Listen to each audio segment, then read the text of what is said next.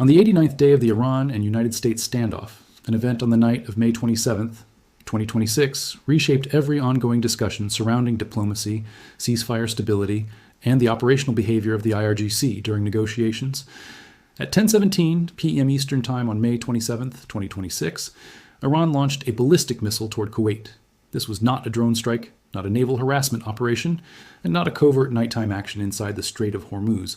The missile was aimed at an airbase in Kuwait, where thousands of United States Air Force personnel are stationed, while Iranian negotiators were still participating in peace discussions in Doha in an effort to complete a framework agreement. Kuwait's Patriot PAC-3 air defense system intercepted the incoming missile before impact. The projectile never reached the target area, and no casualties were reported. The launch, however, was confirmed as authentic. 3 hours after the interception, CENTCOM issued a response using a term that immediately altered the interpretation of the incident. The attack was described as an egregious ceasefire violation. That wording carried significant operational meaning. The statement shifted the tone of the conflict from a standard breach of agreement to conduct viewed as exceptionally severe. At the same time, the ballistic missile was heading toward Kuwait. Iran also launched 5 one-way attack drones that posed what CENTCOM identified as a clear threat in and near the Strait of Hormuz. United States forces intercepted all 5 drones. Before a 6th drone could even leave the launch area, American aircraft struck the Iranian ground control position near Bandar Abbas that had been preparing the operation. The drone never became airborne. The control station was destroyed after its own radio transmissions revealed its position to United States targeting systems. Iran's full attack package on the night of May 27th consisted of 1 ballistic missile and 6 drones. None achieved a successful strike. No casualties were inflicted. Within hours, Gulf states issued a unified wave of condemnation against Tehran. Kuwait labeled the action a dangerous escalation. Bahrain issued a condemnation. Saudi Arabia released its own denunciation. The Gulf Cooperation Council, an organization known for cautious and deliberate joint statements, responded with a unified declaration only hours after the launches. Iran had fired a ballistic missile at a neutral state during active diplomatic negotiations and received one of the strongest coordinated regional responses seen during the entire conflict. The sequence of events across those 18 hours revealed a detailed operational pattern. On May 27th, Iran launched 5 one-way attack drones, likely Shahed-136 or Shahed-238 systems based on targeting behavior and operational profile. These platforms have become Iran's preferred swarm weapons for pressure operations against Gulf targets. According to CENTCOM, the drones represented a direct threat in and near the Strait of Hormuz. All 5 were intercepted by United States forces. Before the 6th drone launch began, American surveillance systems identified the Iranian launch control site near Bandar Abbas. The location was struck immediately, preventing the drone from launching. Then, at 10:17 p.m. Eastern Time, Iran launched the ballistic missile toward Kuwait, targeting the same airbase that had previously been struck during the opening phase of Operation Epic Fury on February 28, 2026. It was also the same facility targeted by a drone strike on April 6th that wounded 15 Americans. Kuwait's Patriot PSC-3 operators successfully intercepted the missile during flight. Both Kuwait and CENTCOM later confirmed the sequence publicly. CENTCOM's use of the phrase egregious ceasefire violation became one of the most discussed elements of the incident. On the same night, United States Treasury Secretary Scott Bessent posted on X that Iranian troops were not receiving pay, police officers were failing to report for duty, Karg Island operations were shutting down, and the national currency was collapsing in value. He described the missile launch as desperation disguised as deterrence. The terminology used by CENTCOM represented more than rhetoric. Previous official language throughout the ceasefire period had emphasized restraint, defensive operations, and proportionate military responses. Statements commonly referenced self-defense strikes and actions taken to protect forces from Iranian threats while preserving the diplomatic framework. The introduction of the term egregious marked a different category entirely. The word indicated conduct viewed as shockingly severe and beyond normal tolerance thresholds. In operational planning language, such a shift signals that previously restricted targeting options are now being reconsidered by military planners and theater commanders. The interception of the 6th drone before launch also demonstrated the level of surveillance and electronic warfare coverage operating over the Strait of Hormuz. The first 5 drones were destroyed after launch, likely through a mix of carrier-based aircraft, shipboard defensive systems, and electronic warfare capabilities that had been refined throughout the conflict. The 6th drone revealed something more advanced. Before launch preparations finished, United States forces identified and destroyed the Iranian control station responsible for directing the aircraft. The operation highlighted the capabilities of the F-16CJ Wild Weasel platform and its electronic warfare systems. The Iranian launch site had to establish radio communication with the drone before takeoff. The moment the uplink transmission began, The signal itself exposed the operator's position. The ASQ-213 harm targeting system pod aboard the F-16CJ passively detected and geolocated the transmission without emitting signals of its own. Once the Iranian control station activated its communications link, the transmission effectively became a beacon visible to signals intelligence systems in the area. The AGM-88 high-speed anti-radiation missile then followed the emission directly back to its source at speeds approaching Mach 2. The Iranian operator's own radio signal guided the strike weapon to the exact location of the control console. The launch site and the sixth drone were destroyed before the operation could begin. Another system involved in the operation was the Angry Kitten Cognitive Electronic Warfare Pod, currently deployed on F-16CJ aircraft in theater. The software is updated between sorties using electronic signatures gathered during previous Iranian engagements. Each new attack provides additional data for American electronic warfare specialists, allowing rapid adaptation against evolving drone control frequencies and signal patterns. Iran's drone control architecture is therefore being studied in real time after every engagement.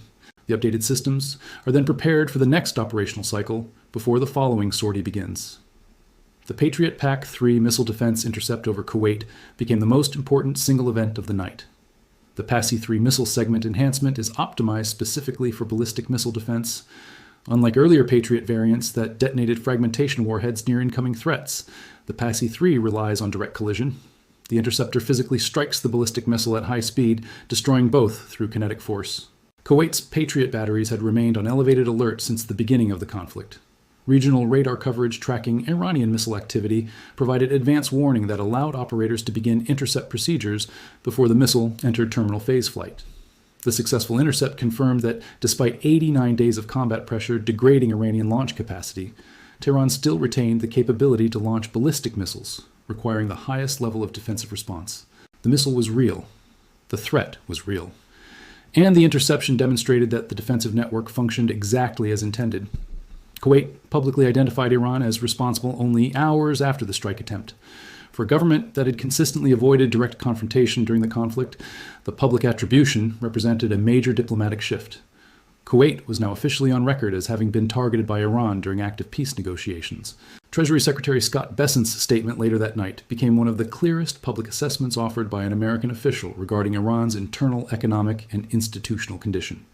He stated that Iranian military personnel were unpaid, police forces were failing to report for duty, Karg Island operations were shutting down, and the currency was collapsing in value. He concluded that firing a ballistic missile at a neutral country while participating in peace negotiations did not represent strength. It represented desperation presented as deterrence. Reports describing unpaid Iranian troops matched the accounts appearing in anonymous videos recorded by Iranian soldiers themselves. Claims that police officers are failing to report for duty align with the internal disorder that led to IRGC personnel clashing with Iraqi PMU proxy fighters in Tehran's Revolution Square.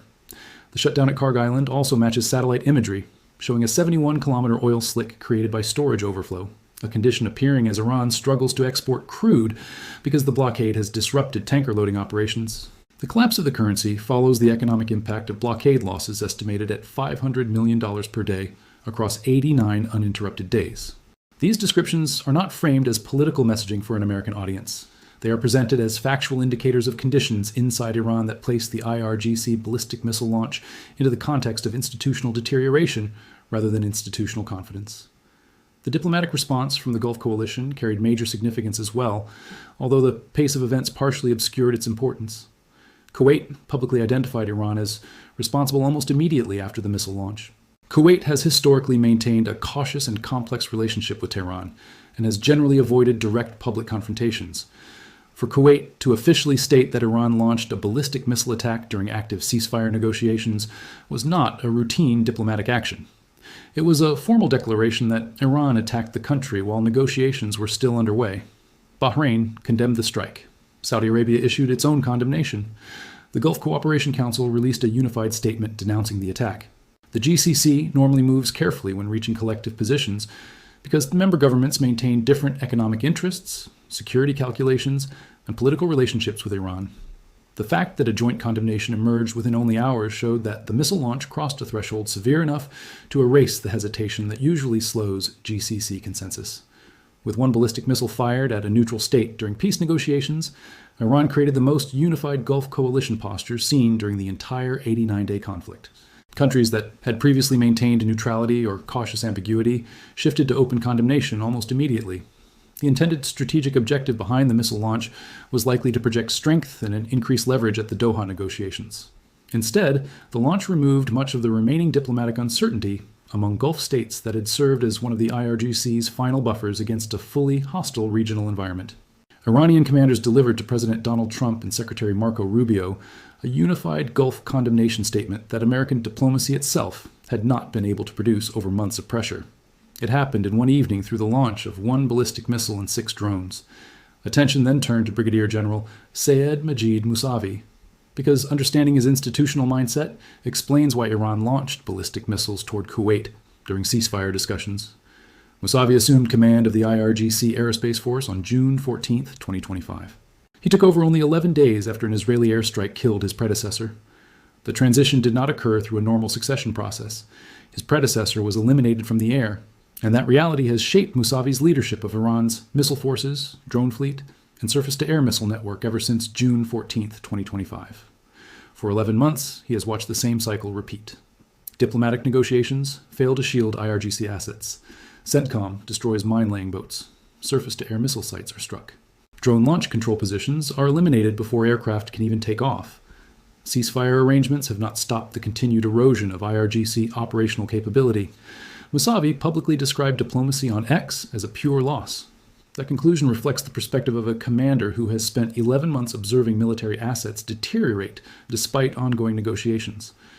If agreements fail to protect his forces, while missile launches still appear capable of producing effects, his institutional reasoning naturally shifts toward missile operations. A commander who watched his predecessor die in an airstrike, then observed 89 days of continuing military degradation during a ceasefire, reached the conclusion that launching ballistic missiles toward Kuwait during negotiations represented a rational operational decision. His assessment may align with the IRGC's internal institutional logic, but the strategic outcome moved in the opposite direction. The missile strike produced unified Gulf condemnation and triggered CENTCOM's egregious violation designation instead of generating leverage at the negotiating table. At the same time, broader global developments connected directly to the wider strategic environment surrounding the Iran conflict. Reports indicate that the United States is running low on Tomahawk cruise missiles. Unclassified assessments suggest approximately 30% of the pre-conflict Tomahawk inventory has already been used. Before the conflict began, the stockpile reportedly stood at roughly 3,000 missiles. A consumption rate of 30% means approximately 900 to 1,000 Tomahawks have been expended since February 28th. RTX Corporation produces about 200 Tomahawk missiles annually under peacetime production levels. At that rate, replacing 900 missiles would require approximately 4.5 years. The military has already identified the need to increase production capacity. But defense manufacturing expansion cannot happen immediately. Industrial tooling, supply chains, workforce training, and facility development all require time. The larger strategic issue extends beyond the Middle East because of the Taiwan dimension. United States military planning for a potential Taiwan Strait conflict relies heavily on Tomahawk strikes against Chinese coastal missile systems, air defenses, and naval targets. The missile's long range and precision make it a central first strike option before American aircraft can safely enter contested areas. If the Tomahawk inventory has already fallen by 30% because of the Iran conflict, and Taiwan is also expected to purchase Tomahawks for its own defense requirements, then missile availability for both theaters becomes constrained simultaneously. The issue is no longer simply a Middle East supply question. It becomes a resource allocation problem affecting both Pacific and Middle Eastern planning at the same time. Another major development emerged from Ukraine. In the 4 weeks ending on May 26, 2026, Russian forces experienced a net loss of 100 square miles of Ukrainian territory. Ukraine gained more territory during that period than Russia captured. It represented the largest monthly Russian territorial decline of the year, and nearly 4 times greater than the previous reporting period. For the first time in the entire war, Ukraine is now conducting more daily assaults than Russian forces. This shift reflects the casualty trends observed throughout the conflict. Russia has reportedly been losing between 900 and 1,000 soldiers every day. The average Russian soldier is surviving less than 2 months on the front line. Recruitment levels are no longer fully compensating for battlefield losses. The accumulated effect is now becoming visible in Russia's operational capacity. Once frontline formations can no longer sustain previous offensive tempos, the balance between attacks and counterattacks changes. Ukraine, which spent most of the war absorbing Russian offensives, is now attacking more frequently than Russia can respond. Russia's answer has been an escalation in nuclear signaling. Nuclear warheads are being moved into Belarus, not yet deployed, but repositioned closer to NATO territory as a demonstration that Russia's nuclear capabilities are moving nearer to possible operational use. This follows the same signaling logic seen in Oreshnik strikes against Kyiv. As conventional battlefield conditions deteriorate, nuclear messaging intensifies. When Ukraine gains territory for the first time in the war, Russia responds by announcing the relocation of nuclear warheads toward NATO's eastern frontier. The nuclear posture acts as rhetorical compensation for the conventional battlefield realities. In the broader strategic picture, the IRGC does not appear to be attempting to restart a full-scale war with the United States. It lacks the military capability for that objective. Instead, the strategy appears focused on testing the limits of American restraint in order to provoke military responses that can later be described during Doha negotiations as American aggression or ceasefire violations. The intended outcome is political pressure on American negotiators to exchange concessions for Iranian restraint. The problem for Tehran is that the responses produced by Iranian provocations have not generated concessions.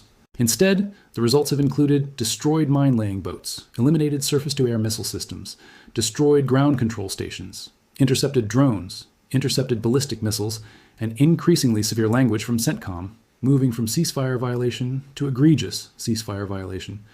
The escalation in American response language represents the opposite outcome from what the IRGC's pressure strategy was designed to achieve. When escalating provocations create stronger condemnation and unified Gulf Coalition statements rather than softer negotiating positions, the strategy fails to produce its intended effect. Yet the IRGC leadership may feel unable to choose another path. Brigadier General Sayed Majid Musavi, whose predecessor died in an airstrike and whose command capabilities have steadily eroded over 11 months despite a ceasefire, has concluded that missile launches offer more reliable results than signed agreements. He may be correct that negotiations have failed to preserve IRGC military assets, but missile launches have also failed to produce the strategic outcomes necessary to reverse the trajectory of the conflict. The civilian diplomatic faction represented by Abbas Araghchi in Doha cannot override IRGC command decisions because the military structure does not answer directly to the civilian foreign ministry. The supreme leader, reportedly operating from a bunker and communicating through human couriers, remains the only authority capable of redirecting Musavi's decisions. Yet the supreme leader does not appear positioned to manage real-time disputes between diplomatic and military channels. After 87 days of blackout conditions, Iran restored internet access because the regime's control over the population was weakening and state messaging needed to reach nearly 90 million citizens who had spent 3 months disconnected from official propaganda. An institution restoring internet access in order to reinforce domestic propaganda is not behaving like a government confidently executing a unified strategic design. It is an institution carrying out several desperate actions simultaneously while presenting the combination as strategy. As of May 28, 2026, Iran launched a ballistic missile at Kuwait during ceasefire negotiations. Kuwait's Patriot PSIC-3 system intercepted the missile. Iran also launched 5 drones toward the Strait of Hormuz. United States forces intercepted every one. Iran then attempted to launch a 6th drone from Bandar Abbas. The operator's own radio transmissions exposed the location of the control station, allowing the site to be destroyed before launch. CENTCOM labeled the event an egregious ceasefire violation. Kuwait publicly named Iran as responsible. The Gulf Cooperation Council issued a unified condemnation within hours. Treasury Secretary Scott Bessent described the situation as desperation disguised as deterrence and stated that Iranian troops were no longer being paid. Police officers are failing to report for duty. Karg Island is reducing operations. The national currency continues collapsing in value. Brigadier General Sayed Majid Musavi, the IRGC aerospace commander who witnessed his predecessor die in an airstrike, is now directing Iran's missile program with the belief that ballistic missiles offer more dependable results than diplomatic agreements. The supreme leader remains inside a bunker. Civilian negotiators continue discussions in Doha. Meanwhile, IRGC commanders in Bandar Abbas are launching missiles toward Kuwait. Ukraine has just recorded its strongest month of the 4-year war, taking back a net 100 square miles of territory previously held by Russia, while conducting more daily assaults than Russian forces for the first time in the conflict. In response to worsening conventional battlefield conditions, Russia is repositioning nuclear warheads into Belarus. At the same time, the United States has already used approximately 30% of its Tomahawk missile inventory during the Iran conflict, creating direct implications for planning surrounding the Taiwan Strait. The agreement that Secretary Marco Rubio suggested could bring positive developments within hours is now moving in one of 2 directions. Each egregious ceasefire violation that generates Gulf Coalition condemnation strengthens Washington's regional alignment. But every missile launch that demonstrates the IRGC cannot be controlled by negotiators in Doha also pushes a deal further from reach. No dust, no dollars. One ballistic missile launched at Kuwait, 6 drones defeated, 1 Iranian ground control site eliminated, 0 successful Iranian strikes, 0 casualties caused by the Iranian attack package, and 1 word from CENTCOM dominating operational discussions. Egregious. The Patriot PAC-3 intercept over Kuwait also carried broader significance for the Gulf Defense Network. The successful interception was not merely a tactical achievement, it became evidence within the larger question of whether American and Allied defensive systems can reliably protect the Gulf infrastructure and military assets at the center of the conflict, the Patriot PSC. 3-missile segment enhancement operates differently from the way most people imagine missile defense systems functioning. Many assume the interceptor detonates near the incoming threat. The PAC-3 MSSE instead uses hit-to-kill technology. The interceptor physically collides with the incoming ballistic missile at closing speeds that can exceed 5,000 miles per hour. The kinetic force generated by that collision destroys both missiles. Even if the PAC-3 fragmentation warhead never detonates, the precision required for a direct collision against a ballistic missile traveling several times faster than the speed of sound remains extraordinary. Radar systems must maintain uninterrupted tracking from initial detection onward. Operators calculate the missile's projected path, determine the future intercept point, establish the ideal interceptor launch moment, and continuously update guidance instructions while both missiles are moving simultaneously. Then, the system must achieve a direct physical impact within an extremely narrow margin of error. Kuwaiti Patriot crews accomplished all of this against an actual Iranian ballistic missile during active combat operations and achieved a successful intercept. That matters beyond the immediate battlefield result. It demonstrates that even as Iran escalates from drones and maritime harassment to ballistic missiles, the regional defensive network can still manage the escalation effectively. Iran spent decades building its missile force as the ultimate deterrent against American military operations in the Gulf. Yet those missiles are now being intercepted during live combat with a reliability increasingly similar to the drone interception record already established during the conflict. Another major element of the evolving defense structure involves the Helios laser system and high-powered microwave weapons operating around the Strait of Hormuz. Helios, formerly known as the high-energy laser with integrated optical dazzler and surveillance system, is a 60-kilowatt directed energy weapon deployed aboard Arleigh Burke-class destroyers in theater. Throughout the conflict, it has been discussed as a primary close-range anti-drone option because it solves the cost per kill imbalance created when expensive interceptors are used against relatively cheap Shahed drones valued at roughly $20,000. Helios engages targets at the speed of light. There is no flight time and no traditional missile trajectory. If the beam remains fixed on the drone, the target is under engagement immediately. The estimated cost per engagement is approximately $1 in electricity, against a Shahed drone costing around $20,000. That exchange ratio creates a sustainable economic advantage against Iranian drone swarm tactics. High-powered microwave systems operate differently but pursue the same objective. Instead of a focused laser beam, they emit intense microwave energy across a broader area, overwhelming and destroying drone electronics. One microwave pulse can disable multiple drones simultaneously if the aircraft are operating close enough together. This makes the system especially effective against coordinated swarm attacks approaching from similar directions and altitudes. The combination of Helios lasers for precision engagements, high-powered microwave systems for area defense against swarms, carrier-based aircraft for long-range interceptions, and Patriot PAC-3 systems for ballistic missile defense has created a layered defensive architecture capable of addressing every major threat profile currently available in Iran's arsenal. Iran's drone swarm doctrine was designed for an environment where defensive options depended primarily on expensive missiles with limited capacity. The operational environment on day 89 no longer resembles that earlier battlefield. All of this now feeds directly into the status of negotiations in Doha, because the ballistic missile strike against Kuwait fundamentally changed the environment in which Abbas Araghchi arrived for talks.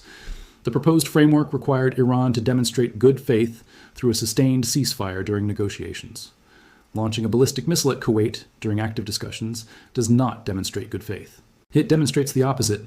Every Gulf leader being asked to support an agreement involving sanctions relief and the release of frozen Iranian assets has now received fresh evidence that Iran is willing to fire ballistic missiles at neighboring states while those negotiations are taking place. Saudi Arabia, which had been pressuring Washington to reach a rapid agreement and reopen the Strait of Hormuz, condemned the strike. The United Arab Emirates condemned it as well. The Gulf Cooperation Council released a unified statement. These same countries had previously created pressure for a faster agreement, complicating Washington's efforts to maintain the no-dust, no-dollars position. Now the pressure is reversing direction. Iran transformed Gulf states that previously wanted a rapid end to the conflict into public critics within hours of a single missile launch. The agreement that existed yesterday under one regional political environment now exists inside a completely different diplomatic landscape, following unified Gulf condemnation during ceasefire negotiations. The economic dimension explains why Treasury Secretary Scott Bessent described the situation so directly. Every major claim reflects measurable conditions. Unpaid Iranian troops indicate that the IRGC payroll structure is failing under blockade pressure. $500 million per day over 89 days equals $44.5 billion in lost revenue during the conflict period. The IRGC budget finances far more than military operations alone. It also supports commercial holdings, intelligence structures, international proxy networks, and domestic security systems. Those institutions rely heavily on oil export revenue. When the blockade disrupts those exports and the storage crisis at Karg Island prevents continued stockpiling, the financial systems supporting the IRGC begin breaking down in ways visible to ordinary soldiers and police officers waiting for salary deposits that never arrive. Police officers failing to report for duty signals the same financial stress inside the domestic security apparatus. Internal control depends on paid security personnel willing to enforce state authority. When those personnel stop receiving pay and begin staying home, the regime's ability to suppress internal dissent weakens precisely when dissent is reaching its highest levels in years. Karg Island shutting down represents perhaps the most severe economic element in the entire crisis. The island processes roughly 90% of Iranian oil exports. Once storage capacity exceeds safe operational limits, and production must be reduced because there's nowhere left to store crude, Iran loses not only export income, but also production capability itself. Restarting oil wells after shutdowns related to pressure management is technically difficult and time-consuming.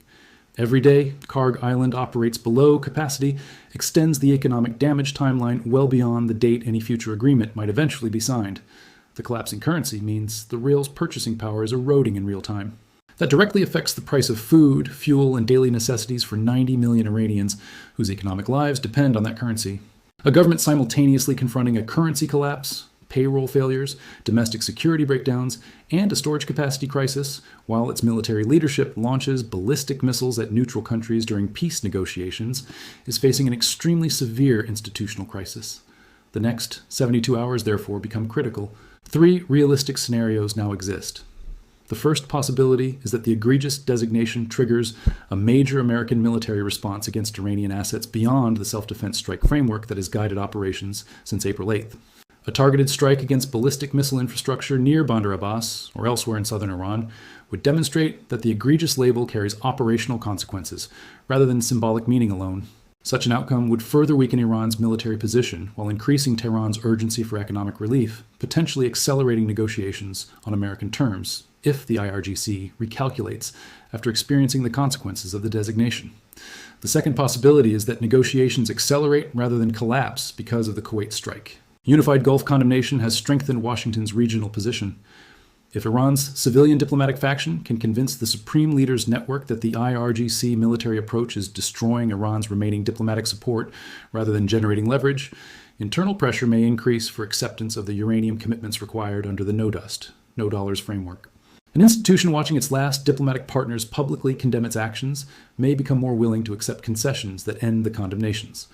The third possibility is continuation of the current pattern: episodic Iranian provocations, American defensive responses, ongoing negotiations without final resolution while the economic pressure of the blockade continues accumulating. This remains the scenario described by the phrase "time is on our side," because every additional day of blockade pressure inflicts another $500 million in damage against Iranian institutional capacity. Every additional day of deterioration also improves the likelihood of achieving negotiations on American terms. The IRGC missile forecast currently reads like this: ballistic missile launches with a high probability of interception, continuing ceasefire violations, and a 40% chance of diplomatic turbulence in Doha. The American response to that forecast is already visible: Patriot PAC-3 interceptors, HARM missiles tracking Iranian radio emissions, Helios lasers destroying Shahed drones at the speed of light, and the word egregious appearing across a growing number of targeting briefs as Day 90 begins. Stay informed. Follow every development closely, because the next 72 hours may determine whether the conflict moves toward escalation, settlement, or another dangerous stalemate. Please leave your thoughts about this content in the comments below. Thanks for watching. See you in the next one.